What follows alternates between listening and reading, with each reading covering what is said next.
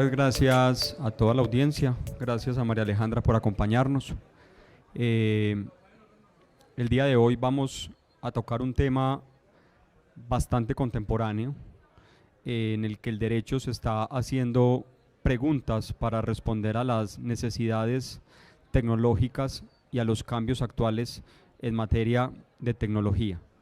Para tal fin nos va a acompañar la doctora María Alejandra y luego yo interactuaré con ella para hacerle un par de preguntas alrededor del tema. Adelante, María. Muchas gracias, mil gracias, por supuesto, a la Coordinación de Posgrados por la invitación, también a la Escuela de Derecho y Ciencias Políticas. Es un gusto poder acompañarlos en este momento para trabajar uno de los temas más controversiales que tenemos en la actualidad, porque en efecto cuando nosotros hablamos de los retos del derecho de cara a la tecnología, podemos encontrar diferentes cuestiones a las cuales nos debemos enfrentar los juristas, pero si bien necesitamos entonces un conocimiento jurídico importante, también se necesita una actualización en materia tecnológica que es fundamental en estos momentos. Por esta razón, si bien son muchísimos los retos contemporáneos que podríamos abordar en este espacio, elegimos uno para ustedes que tiene que ver justamente con una de las cuestiones más importantes en la actualidad, la inteligencia artificial. Y para poder entonces comprender de qué vamos a hablar, queremos referirnos específicamente a los retos que comporta esta tecnología, este tipo de desarrollos para los derechos de propiedad intelectual. En relación con la inteligencia artificial son muchísimas las cuestiones, en temas de responsabilidad, en temas de derecho civil, en temas de derecho penal, pero por supuesto tenemos aquí entonces un foco de discusión que va a ser neurálgico, precisamente porque habla de uno de los elementos más importantes en el derecho y es la posibilidad de ser sujeto de prerrogativas otorgadas por el ordenamiento jurídico. Así que para comprender en efecto de qué vamos a hablar, vamos a empezar introduciendo un proyecto que se está trabajando entre diferentes instituciones y que se llama el Proyecto del Inventor Artificial. Este proyecto fue realizado y está siendo realizado porque de hecho está en curso, no solamente por distintas firmas de abogados, sino inclusive también por universidades e inclusive tienen recursos públicos, recursos del Estado, para poder hacer una suerte de experimento y determinar qué están pensando las oficinas de patentes alrededor del mundo e inclusive también de derechos de autor en relación con la posibilidad de que un sistema de inteligencia artificial sea considerado creador y por ende titular de derechos de propiedad intelectual. Así que este proyecto, del cual se puede por supuesto visitar el sitio web, es un sitio bien interesante porque contiene gran información sobre el proyecto, lo que hizo fue encargar a un científico, el doctor Thaler, para que creara un sistema de inteligencia artificial que se llama Davus o Davus, si lo vamos a pronunciar en español, por sus siglas en inglés. A Davus, y esto es bien importante para que entendamos la trascendencia de la tecnología, no se le programó para que creara algo, no se le programó para que hiciera un invento concreto, sino para que aprendiera a inventar. Y cuando utilizo la palabra aprender, no es una palabra caprichosa, sino que así se llama la técnica de inteligencia artificial, machine learning o aprendizaje de la máquina. Así que Davus fue programado para aprender a desarrollar inventos, pero no para desarrollar un invento en concreto. Así que Davus no está siguiendo instrucciones, no fue explícitamente programado para producir un resultado, sino para poder solucionar técnicamente un problema técnico. Y lo que hizo Davus a partir de esta programación fue justamente desarrollar dos inventos en particular. Uno de ellos lo vamos a ver a continuación en pantalla y que tiene que ver con un recipiente, un dispensador de alimentos, un contenedor de alimentos que utiliza geometría fractal. Si me colaboran por favor con la diapositiva, muchas gracias. Ahí podemos ver en las imágenes que la geometría fractal, para no entrar aquí pues en prolegómenos matemáticos, tiene que ver un poco con las formas que estamos viendo en la parte central de la diapositiva. Y se encontró que este tipo de formas geométricas, pueden producir ciertos efectos para preservar la calidad y la temperatura de los alimentos. Pero lo más interesante es que, reitero, el doctor Thaler no programó a Davus para que creara esto, sino que programó a Davus para que aprendiera a inventar algo como esto. Entonces, dentro de este proyecto del inventor artificial, lo que hicieron fue solicitar en diferentes países del mundo el registro o la protección de este invento por la vía de las patentes. Y como también lo podemos ver en pantalla, aparece entonces que el solicitante es en efecto el doctor Thaler, pero se dice expresamente que el inventor es Davus y se dice que el invento fue generado utilizando inteligencia artificial. Esto es bien importante porque hasta ahora tenemos muchas patentes ya concedidas en materia de inteligencia artificial, pero en relación con el propio sistema de inteligencia artificial, no con los productos que a su turno desarrolla la inteligencia artificial. Y lo más sorprendente en este caso de Davus tiene que ver justamente con un escalafón adicional dentro de la cadena jurídica, porque ya claramente Thaler es el inventor de Davus, pero lo que ya no es tan claro es si a su turno Thaler puede ser también el inventor de lo que Davus crea. Voy a utilizar una metáfora un poquito sencilla para hacerme entender. Si nuestros padres nos hicieron a nosotros, y no con ello quiero cosificar al sujeto, pero sí me quiero hacer entender en términos materiales, si ellos nos crearon, entonces ellos son dueños de lo que nosotros hagamos o nosotros somos los dueños de lo que nosotros produzcamos. Y justamente en este sentido es que se generó la gran discusión y la gran interrogante en este proyecto porque se decía, ¿qué van a decir las oficinas de propiedad intelectual? ¿Será que van a reconocer que en efecto el inventor es Davus? Y en pantalla estamos viendo entonces una de las solicitudes de patente, la que se hizo vía PCT a través de un protocolo internacional, y están viendo también justamente el acrónimo de Davus, porque es un sistema de inteligencia artificial que lo que permite justamente es desarrollar este tipo de tecnologías. Pero para que terminemos de entender la discusión, vamos entonces a estudiar algunos conceptos jurídicos, y me colaboran por favor con la siguiente diapositiva, muchas gracias, y que tiene que ver con la calidad de inventor. Cuando nosotros entonces acudimos al ordenamiento jurídico tradicional, podemos ver que el inventor puede ser entendido desde dos grandes facetas, desde el ser y desde el hacer. Y esto porque tenemos una definición legal. Tenemos una definición en la normativa regional, particularmente en la decisión andina 351, que establece que un creador es una persona física que realiza la creación intelectual. Así que desde el ser tenemos que es una persona natural, una persona física, definida por el Código Civil como un individuo, y aquí quiero llamar la atención, de la especie humana. Hasta ahora se ha entendido que solo puede ser inventor un sujeto de carne y hueso como todos nosotros, una persona de la especie humana, pero que no basta con que sea una persona natural. Tiene además que hacer una creación intelectual. ¿Y qué significa hacer una creación intelectual? Hacer una creación intelectual ha sido entendido desde el punto de vista doctrinario y jurisprudencial como realizar un aporte creativo. Y el aporte creativo, a su turno, es un proceso que consiste en tomar una idea, desarrollar la idea y expresar la idea en una creación protegible. Desde el punto de vista normativo se ha entendido que la persona que realiza, la persona que concibe, la persona que idea la invención, toma la idea, desarrolla la idea y expresa la idea en la creación, es quien hace eso que lo puede catalogar como inventor.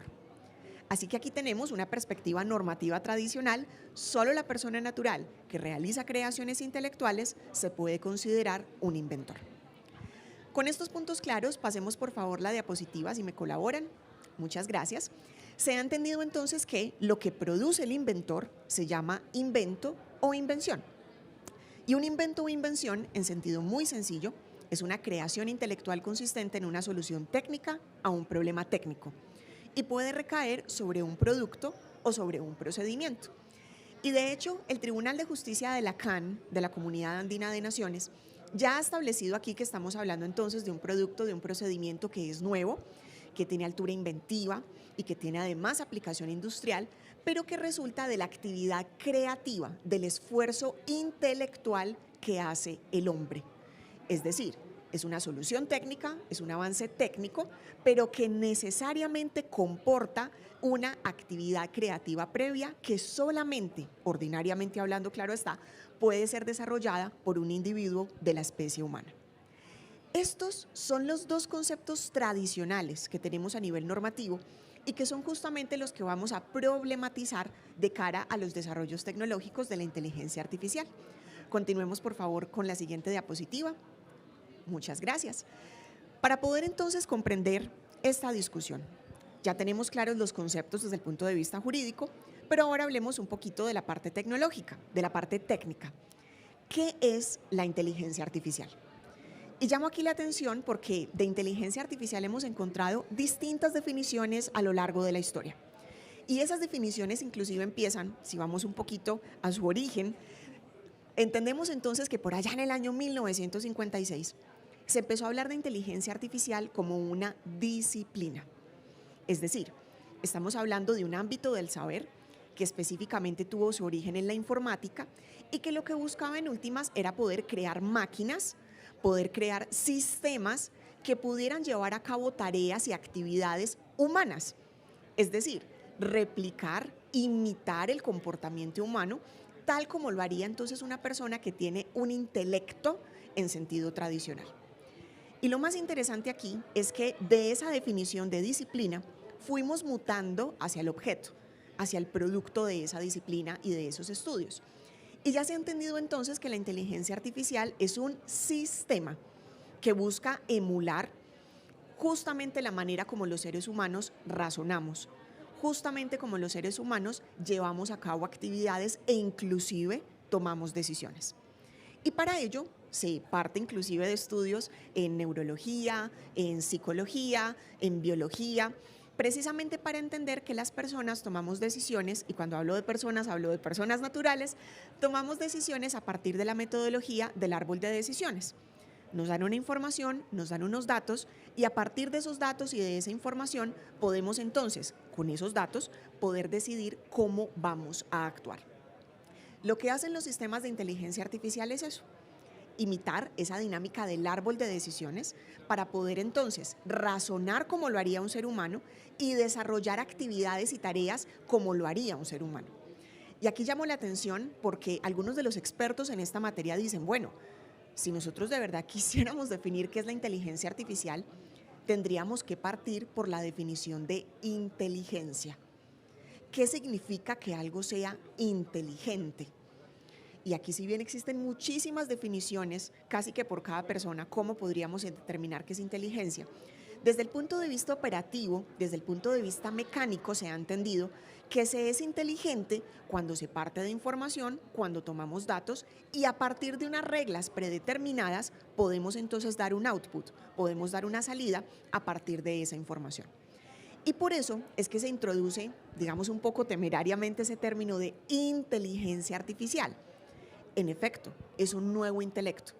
Ya no es de un ser humano, pero está imitando actividades y procesos inteligentes, porque parte de datos emula desarrollos cognitivos y en ese sentido, a partir de unas reglas dadas, va a poder llevar a cabo una determinada tarea. Continuemos, por favor. Y aquí quiero llamar entonces la atención porque la gran discusión en la actualidad ha sido tratar de entender el alcance de esta tecnología.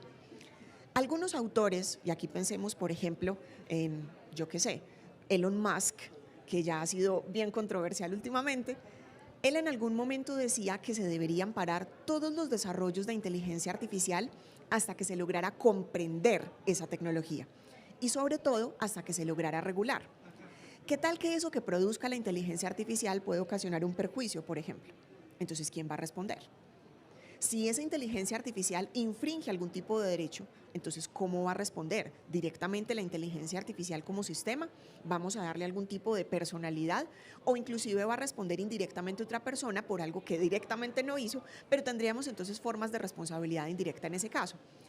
Ante estas preocupaciones es que se han elaborado ciertos discursos que yo llamaría ciberterroristas, hablando inclusive que las máquinas van entonces a reemplazar a los notarios, a los abogados, muchas actividades cotidianas y de hecho inclusive se ha dicho, como ya nos van a superar, entonces tenemos que limitar el alcance.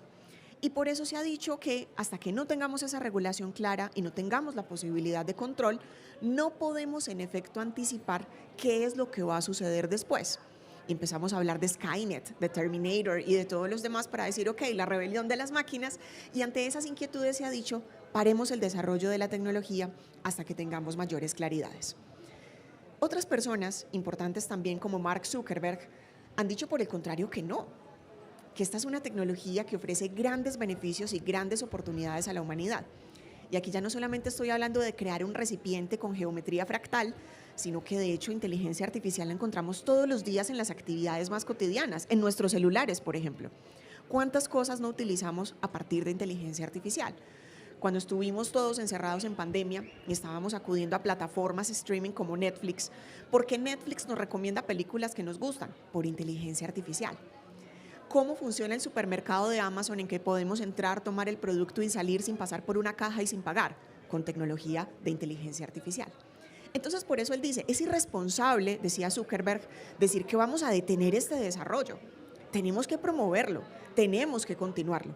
Lo que sucede es que el derecho, y esto sí no es extraño, siempre va detrás de la realidad y por eso tenemos que ser prudentes, tener marcos claros, pero no parar las posibilidades de desarrollo.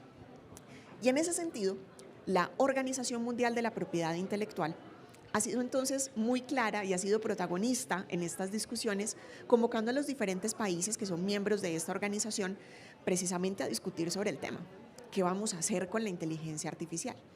Y por eso, en los diferentes escenarios y conferencias que se han tenido, se ha concluido que los sistemas de inteligencia artificial pueden ser concebidos fundamentalmente como sistemas de aprendizaje. Por eso hablábamos ahorita de aprender, no ser programado para hacer algo, sino para aprender a hacer algo. Y estas máquinas, inclusive, pueden llegar a tal nivel de perfeccionamiento que hagan mejor las tareas que el propio ser humano. Claramente, no tenemos entonces aquí una intervención humana directa en el proceso de creación, o si hay intervención, esta es limitada. Voy a hacerme entender con otro ejemplo coloquial para que miremos cuál es la dimensión de la discusión. Es como si nosotros fuéramos a un taller de pintura. El profesor del taller de pintura nos va a enseñar a pintar. Una vez nos enseña la técnica, una vez nos enseña a utilizar las diferentes herramientas, nos dice, ahora pinte. Y nosotros que ya aprendimos a pintar, vamos entonces a pintar. Miren aquí la diferencia. Si nosotros pintamos algo después de haber tenido clases de pintura, ¿de quién es la pintura? Probablemente aquí no habrá discusión y diremos pues que es del estudiante, es de la persona que aprendió a pintar y luego pintó, no de su profesor. Pero aquí es donde viene entonces el quid del asunto, porque algo parecido sucede con la inteligencia artificial. Lo que hace el ser humano desde su intervención es enseñarle a la máquina. Recuerden, es un sistema de aprendizaje. Y cuando la máquina aprende, produce algo para lo que no está explícitamente programada. Y en ese sentido, ni siquiera su propio inventor, ni siquiera su propio creador, puede saber con certeza qué es lo que va a salir. Sabe qué información le dio, sabe con qué reglas lo programó, pero la manera como se crea ya es autónoma, entre comillas, por la máquina. Así que ese es el quid del asunto, porque nuestro profesor nos enseñó a pintar, pero nosotros no somos unos autómatas que estamos siguiendo indicaciones para hacer lo que el profesor nos diga. Estamos pintando porque ya aprendimos a hacerlo. La máquina, en este caso el sistema de inteligencia artificial, está inventando porque aprendió a hacerlo, no porque le dijeron expresamente qué hacer. Pero este tipo de discusiones han pasado entonces por un componente técnico fundamental, porque tenemos que entender que existen diferentes tipos de inteligencia artificial. En sentido mucho más estrecho, en sentido mucho más restricto, la inteligencia artificial, y es lo que tenemos hoy, es concebida como una serie de técnicas y de aplicaciones. Pero en lo que se está trabajando, y cada vez nos acercamos más a ello, es en una inteligencia artificial general, también llamada superinteligencia. ¿Y en qué consiste esa superinteligencia? Ya en un sistema que es capaz de llevar a cabo cualquier actividad o tarea intelectual. Y lo que dicen algunos es, bueno, no hemos llegado todavía a la superinteligencia, pero lo que dicen algunos es sí, pero ya no estamos hablando de un chatbot, en donde, así como cuando hacemos comercio electrónico, cuando entramos a cualquier plataforma, introduzca opción 1 para esto, opción 2 para esto, opción 1, listo, ahora esto para esto. Estamos interactuando es con una máquina. Lo que se ha dicho es, ya trascendimos de ese estadio de interacción elemental. Ya estamos hablando justamente con estas técnicas de machine learning, de deep learning, de aprendizaje profundo, de algo que se va acercando a esa superinteligencia. Entonces, ¿tenemos o no tenemos, en este caso, un inventor? Sigamos, por favor. Y aquí quiero llamar la atención porque si lo vamos a mirar desde la perspectiva jurídica, tenemos entonces diferentes procesos creativos causales. Tenemos, en primer lugar, la creación del sistema de inteligencia artificial, para el cual tenemos una intervención humana directa, y por supuesto aquí no hay discusión alguna, y como ya les decía, hay muchas patentes que se han concedido porque justamente el inventor de ese sistema es quien va a ser el inventor de la inteligencia artificial y va a obtener el derecho de patente. El derecho de patente, dice la norma, le pertenece al inventor. Pero existe un segundo proceso causal, un segundo proceso creativo, en el cual ya estamos hablando de la producción de resultados por parte de la inteligencia artificial, sin intervención humana o con una muy limitada intervención humana. Entonces, ¿ya qué sucede con ese proceso? ¿Será que entonces también le corresponde al inventor de la inteligencia artificial? ¿O será que le corresponde entonces al sistema propiamente dicho? O tercera opción, no le corresponde a nadie. Por sustracción de materia, si no tenemos invento, no tenemos inventor, ni tenemos tampoco propiedad intelectual. Vamos a continuar, por favor. Muchas gracias. Y lo más interesante en este sentido es que el proyecto del inventor artificial empezó a arrojar unos resultados ciertamente inquietantes.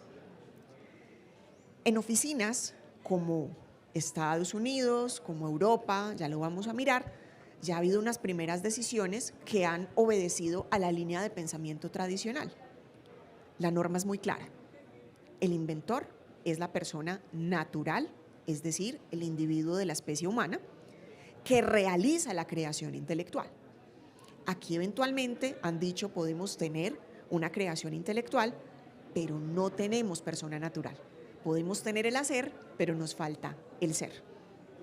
Y es por ese motivo que se ha dicho, atención, si no tenemos el ser, no tenemos inventor, si no hay inventor, entonces no hay invento, si no hay invento, no hay patente, y si no hay patente, no hay propiedad intelectual.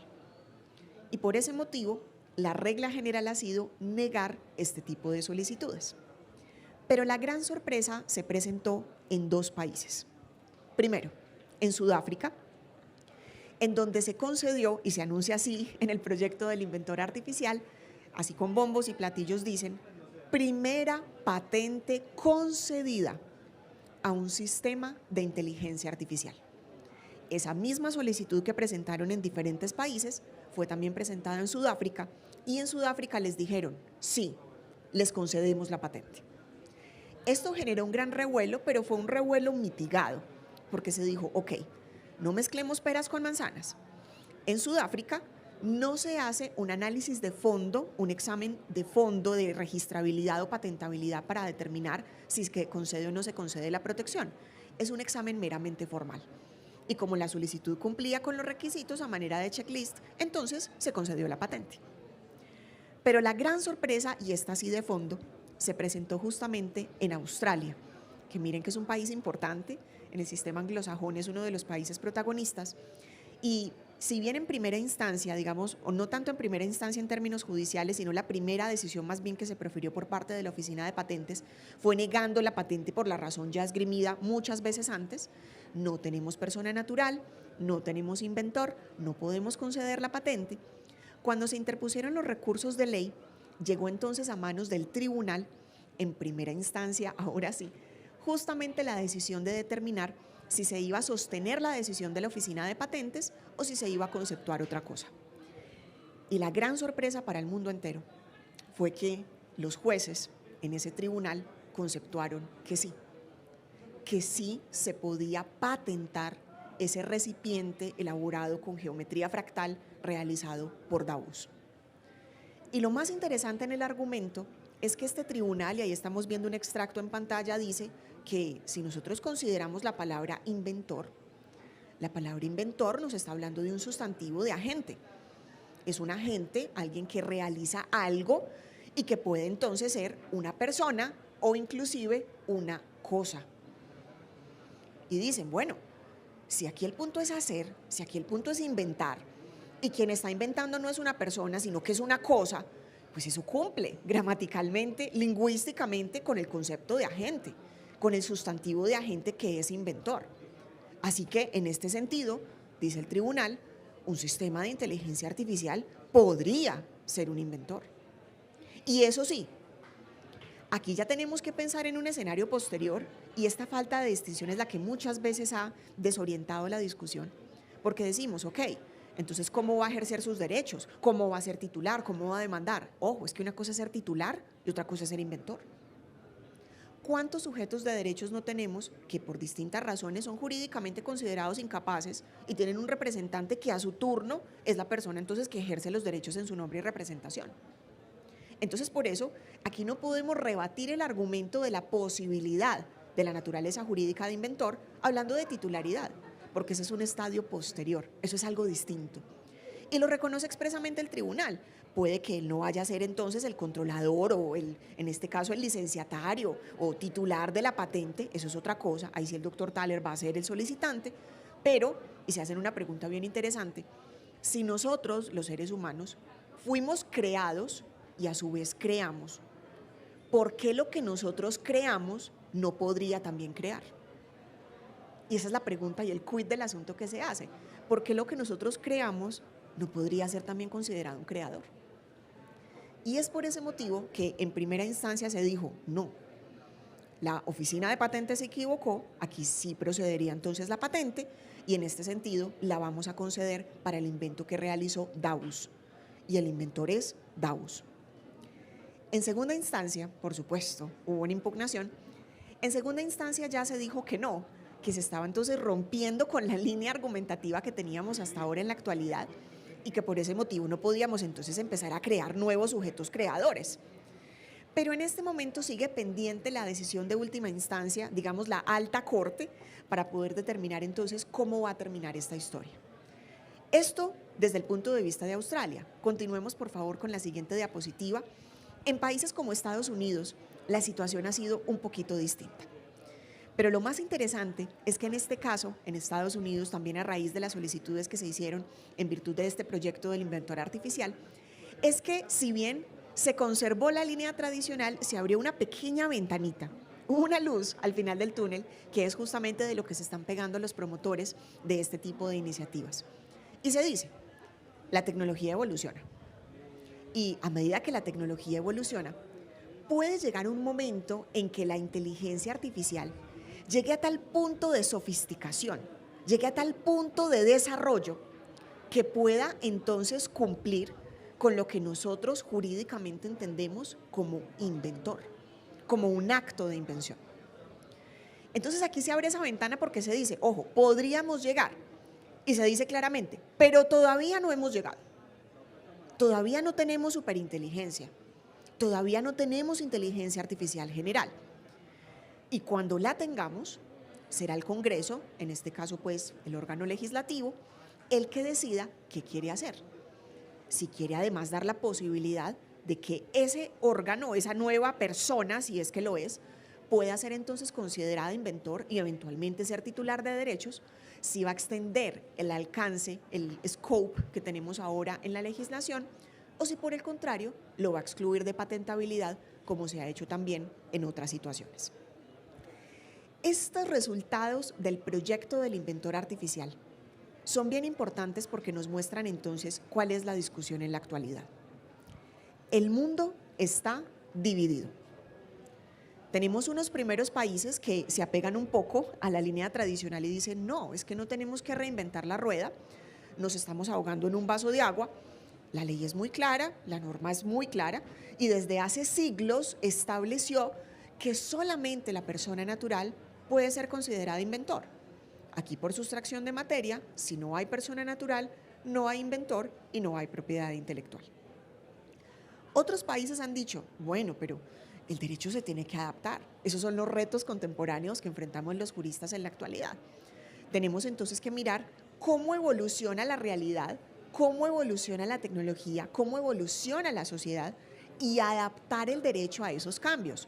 Porque claro, es muy importante que sigamos considerando los conflictos de la vaquita Toribia, el caballo Satanás y el caballo Rayo, pero ya hay otros objetos que están reclamando la atención del derecho y que no se ciñen por los parámetros tradicionales de un código decimonónico. Es más, la propiedad intelectual tiene normas vigentes que datan de los años 1886 y 1883. En 1883 y 1886 no estábamos pensando en inteligencia artificial. Entonces algunos han dicho, ¿por qué no actualizar el sistema? Es lícito pensar que tal vez esa regulación que se pensó hace siglos pues haya tenido que cambiar y tenga que cambiar en este momento porque no está dando respuesta a las dificultades de hoy. Atención, porque estos segundos países han empezado a decir no, actualicemos la normativa. Empecemos a pensar entonces en la posibilidad de un nuevo inventor.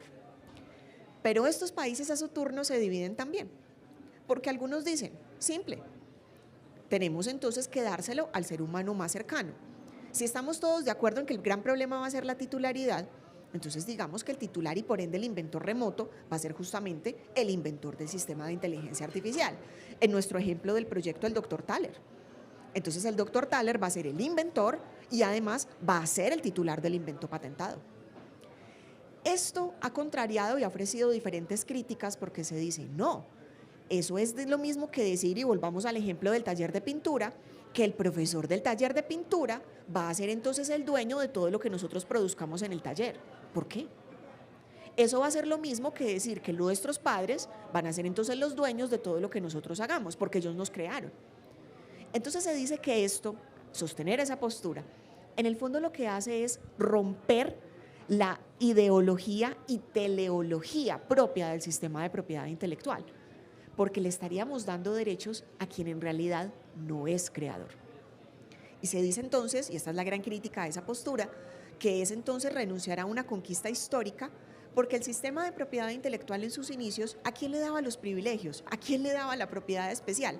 A las personas que explotaban comercialmente las creaciones, no a los creadores. La propiedad no la tenía el escritor, la tenía la editorial. Entonces cuando ya se dijo, no, es que el papá de ese hijo creativo, de ese hijo intelectual, es el escritor y no la editorial, ahí se logró una gran conquista que se dice, se va a perder si seguimos sosteniendo que el ser humano más inmediato en el nexo de causalidad va a ser quien tenga entonces la calidad de inventor y también de titular. Y por eso otros países han dicho, no, innovemos, hagamos entonces un Big Bang, podemos pensar de manera disruptiva, no tenemos que ceñirnos a una definición de hace siglos, sino que pensemos en nuevas personas. Estamos hablando de que se trata en este caso de una creación intelectual. Ya hay creación, estamos emulando un razonamiento humano. Hay intelecto, como lo veíamos ahorita en la medida en que a partir de información se siguen unas reglas de pensamiento. Y atención con esto, y en el fondo también podría haber persona. Y se introduce de esta manera toda la discusión que tiene que ver con la personalidad electrónica. En nuestra universidad, la Universidad Pontificia Bolivariana, tuvimos hace años la visita de una invitada muy especial a una de las versiones de la escuela de verano, Sofía, la androide que funciona como un sistema de inteligencia artificial. Si ustedes han escuchado a Sofía, si tuvieron la oportunidad de ver a Sofía aquí en el campus o han podido ver alguna entrevista que se le haga a Sofía y que están muchas publicadas en internet, probablemente se sorprendan por el nivel de desarrollo que tiene ya Sofía en muchos aspectos. Hay una entrevista muy interesante que le hizo el diario El País, un periódico de España, y es increíble cómo Sofía es quien maneja la entrevista, no es la periodista. Y Sofía, y este es el punto neurálgico en este caso, en esta tercera postura, Sofía, digo, ya fue reconocida como ciudadana saudí. Arabia Saudita la reconoció como ciudadana de su país y le reconoció entonces esa naturaleza compleja para los abogados en la medida en que ya es sujeto de derechos. Y a partir de este tipo de experiencias que son ya de hace años, es que se ha dicho, ok, si Sofía ya es ciudadana, si Sofía ya es sujeto de derechos, porque además de los derechos ciudadanos no puede tener derechos de propiedad intelectual. Y en eso se fundamenta la tercera postura.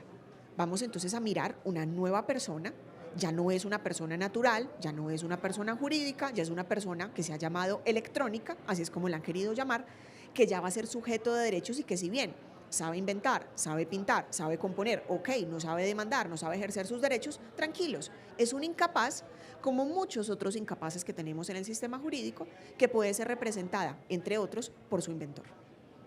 Puede ser representada entonces por esa persona a la que injustamente le querían dar los derechos, pero que ya entonces la va a representar por vía justamente de una representación jurídica. No es porque él sea el inventor, No es porque él sea el titular, es porque va a representar a quien verdaderamente es el inventor. Esa es la discusión actual y los países no se han logrado poner de acuerdo. Inclusive, hay países en los cuales se han encontrado decisiones contradictorias, en que se abre una puerta, pero en un caso análogo se cierra. Se vuelve a dar una de esas lucecitas y una ventanita de esperanza y luego se vuelve a cerrar. De hecho, en países como China, en países como Estados Unidos, que son un poco más flexibles, Estados Unidos, China es un poquito más estricta, al parecer se han empezado entonces a hablar de concesiones y de reconocimiento de derechos de propiedad intelectual a favor del sistema de inteligencia artificial. Ya se le está reconociendo entonces esa calidad de sujeto de derechos. Pero la gran discusión en este momento es, ok, pero ¿será entonces que sí queremos crear una nueva persona? Viene el discurso ciberterrorista, Terminator, la invasión de las máquinas, la rebelión de todos los sistemas de inteligencia artificial. Vienen entonces regulaciones, sobre todo en la Unión Europea, con directivas europeas de robótica, en las cuales se incorporan justamente normas de ciencia ficción, las leyes y los principios de Asimov. Y esa es la gran discusión y el gran problema en la actualidad. ¿Qué vamos a hacer con la inteligencia artificial? ¿Es o no es inventor? María, muchas gracias por tus consideraciones. Mientras te escuchaba, hacía varias reflexiones y voy a aprovechar estos minutos para tratar de plantearlas a la audiencia de manera ordenada. Cada que el ser humano se enfrenta a una realidad novedosa, nueva, se sorprende. Y a grandes rasgos tiene dos alternativas con esa nueva realidad a la que se enfrenta. O hace todo lo posible por sofocarla, por aniquilarla, o intenta comprenderla, intenta conocerla, intenta explicarla. Evidentemente, en cuanto a la inteligencia artificial, la tendencia del ser humano ya se fue por el segundo camino.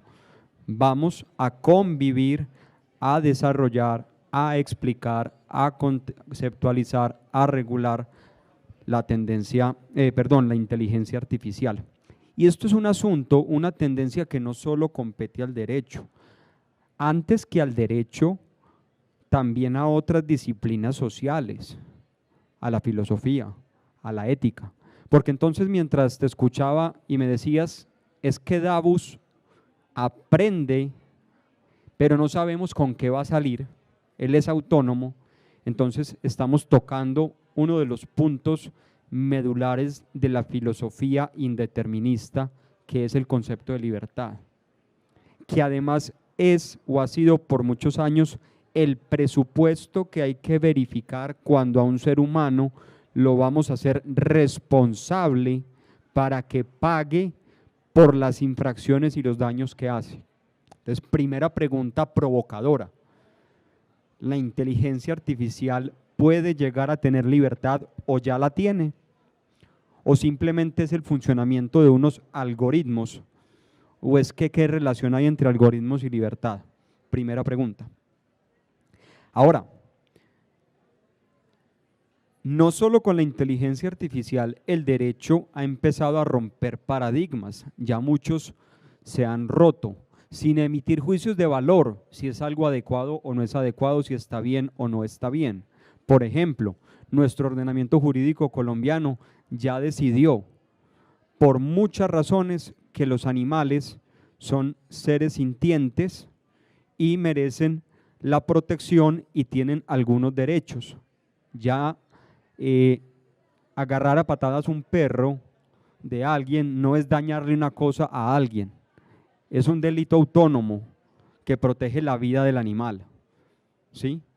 A algunos eso les gustará, a otros no.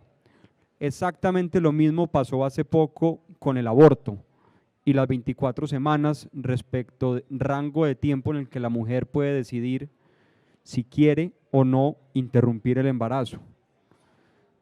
Para poder explicar el aborto como delito, hay que reconocer que el ser vivo que hay allí es sujeto de algunos derechos que merecen protección y que al autorizar el aborto se optó por un paradigma que hasta la semana 24 no se los concede plenamente. Entonces, exactamente lo mismo estamos haciendo con estas, yo digo entre comillas cosas, ya no me atrevo a decirle simples cosas, que son capaces de crear y que son capaces de impresionarnos. Si ellos tienen, entre comillas, una capacidad, entre comillas, decisional,